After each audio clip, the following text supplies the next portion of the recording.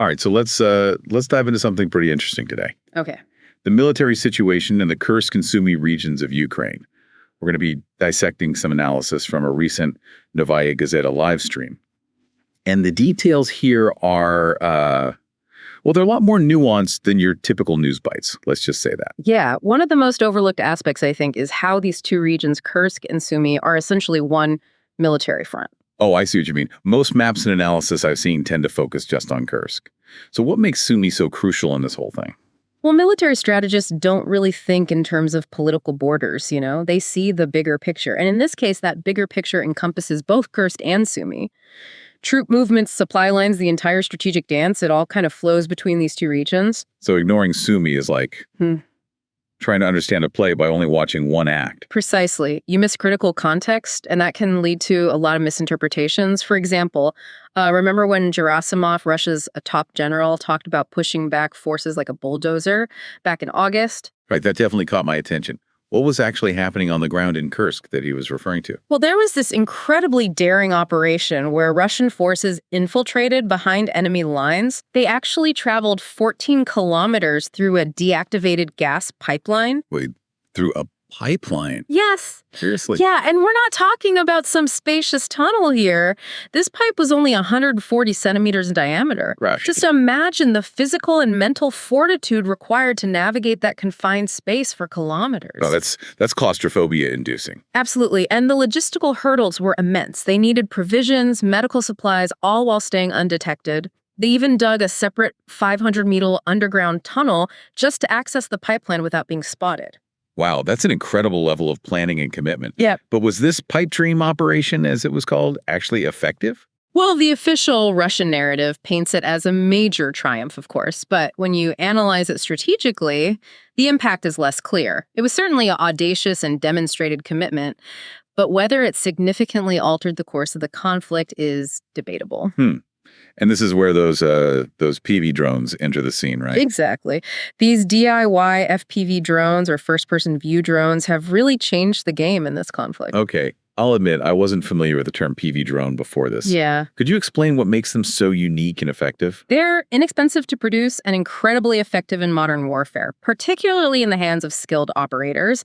And Russia deployed some of their most skilled operators, the Rubicon team, to Kursk. And they made quite an impact, didn't they? Oh, absolutely. They were incredibly successful, particularly in targeting logistics and supply lines.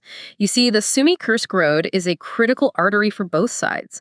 Imagine trying to move troops and supplies along that route with these drones constantly overhead. Yeah, that would make any movement incredibly risky. Exactly. The drones can pinpoint targets with incredible accuracy. They take out vehicles, they create bottlenecks, and they force everything to slow down, making the entire supply line extremely vulnerable. And that vulnerability played a key role in weakening forces in the region. So we have this intense back and forth, Russia pushing forward supply lines under constant threat from these drones, and then talks of a ceasefire emerge. So what would that actually look like on the ground? Well, a ceasefire might sound simple in theory, but in modern warfare, particularly with weapons like drones, it's far from straightforward. Yeah, I can see how easily accessible, readily available weapons would make things difficult to control. Precisely. How do you guarantee everyone, even rogue actors, will adhere to a ceasefire? So is a ceasefire even feasible in this kind of environment? It's possible, but it requires a lot more than good intentions.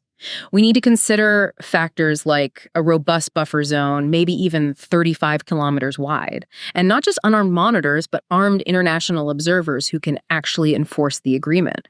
The Joint Contact Group from 2014 to 2018 tried a similar approach, and it was largely ineffective. Okay, so a ceasefire, if it even happens, is going to be complex and require some serious commitment. But then there's the Trump factor to consider as well. Ah, yes. President Trump, he's always a wild card. To say the least. His unpredictability is legendary.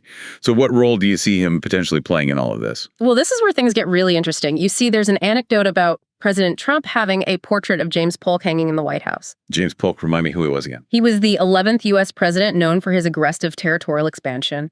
He annexed Texas and acquired vast territories from Mexico, essentially doubling the size of the United States. And President Trump has this guy's portrait up. Yes. Apparently, it was the only portrait he chose to hang in the Oval Office.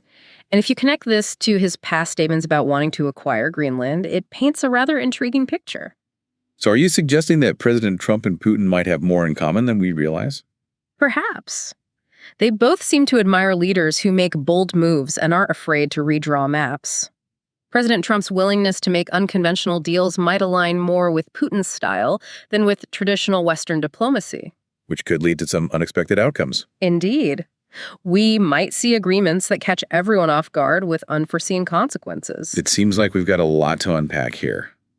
A potential ceasefire, a U.S. president with a penchant for bold deals, and to top it all off, a massive drone attack on Moscow. 337 drones, to be precise. 337 drones. That sends a powerful message, even if their individual impact isn't as devastating as a missile strike. It certainly does.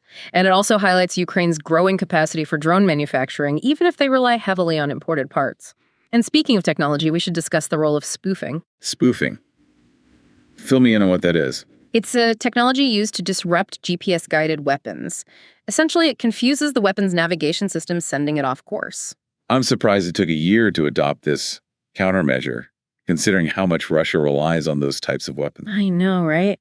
Think back to those expensive U.S. artillery shells that were rendered practically useless because of Russian spoofing. That was definitely a setback. So where does all of this leave us? Well, it seems the landscape of this conflict is constantly shifting. What was effective yesterday might not be today, and what seems impossible now might be commonplace tomorrow. And on that note, let's take a moment to reflect on what we've discussed so far. This conflict is revealing a lot about the evolution of warfare and global power dynamics, isn't it? It absolutely does. It really challenges our assumptions about, what warfare looks like. Yeah, it's not just about traditional armies clashing anymore. Yeah. This feels like a whole new era of warfare. Precisely the lines between conventional and unconventional warfare are blurring. A small group with the right technology can disrupt a major military operation. A single drone can instill fear in an entire city. And that brings us back to the challenges of, implementing a ceasefire. How do you enforce any agreement when practically anyone can launch a drone strike? It's a significant challenge unlike anything we've dealt with before. Traditional peacekeeping models might not be enough in this new landscape. Right, so what needs to change? What would a successful outcome even look like in this situation? That's the critical question. We need to move beyond simply stopping the fighting.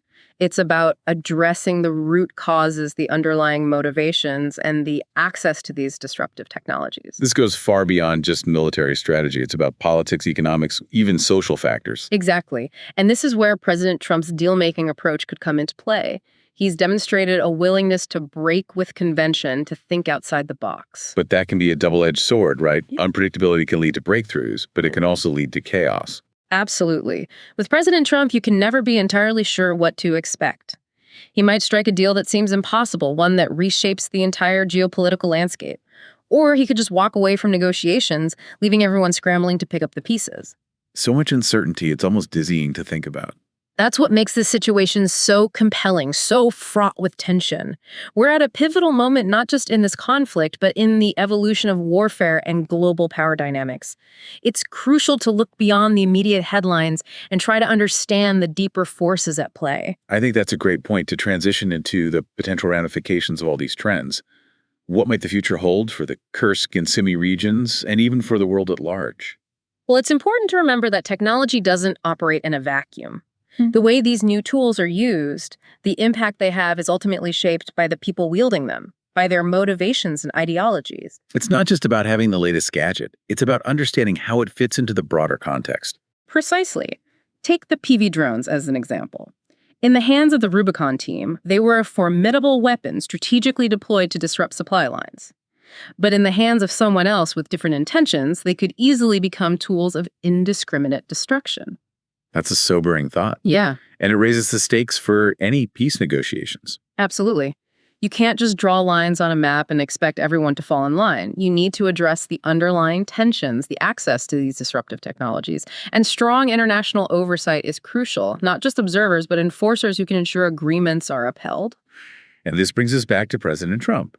If anyone can shape things up, it's him. He's certainly shown a willingness to defy expectations, and his admiration for leaders like James Polk, who weren't afraid to expand their territories, suggests he might be open to solutions that go beyond the status quo. But could that lead to a deal that benefits some at the expense of others? Could we see a realignment of alliances, a redrawing of borders that ultimately creates more instability? It's certainly a possibility. And that's why this situation demands careful consideration. We need to be wary of simplistic solutions, of quick fixes that might create more problems in the long run. So what should we be looking for as this unfolds? What are the key indicators that things are moving in a positive or negative direction? Well, pay attention to the language being used. Is there a genuine effort towards compromise, towards addressing the root causes of the conflict? Or is the focus on winners and losers, on who gets to dictate the terms? Watch for concrete steps towards demilitarization, towards controlling the flow of these disruptive technologies. And of course, keep a close eye on President Trump. He's the wild card that could change everything. He is indeed. His decisions, the deals he makes, could have a ripple effect that extends far beyond this immediate conflict. This deep dive has been incredibly insightful. I feel like I have a much deeper understanding of the complexities involved. Well, the situation is constantly evolving, but by understanding the historical context, the motivations of the key players, and the potential impact of these new technologies, we can better navigate the uncertainties that lie ahead. And hopefully find a path towards a lasting and just peace. So what does this all mean for you, the listener? We've covered a lot of ground today, from the intricate military maneuvers in Kursk and Sumy, to the evolving nature of warfare, to the unpredictable role of President Trump. As we've seen, this is a situation with no easy answers where the stakes are incredibly high. So as you encounter news and analysis about this conflict, remember to look beyond the headlines. Ask yourself, what are the underlying motivations? Who benefits from this action or that statement? And most importantly, what are the long-term consequences? Because the decisions made today in these volatile regions will reverberate far into the future, shaping the world we all inhabit. Subscribe to our podcast, available on Spotify, Apple Podcasts, and YouTube.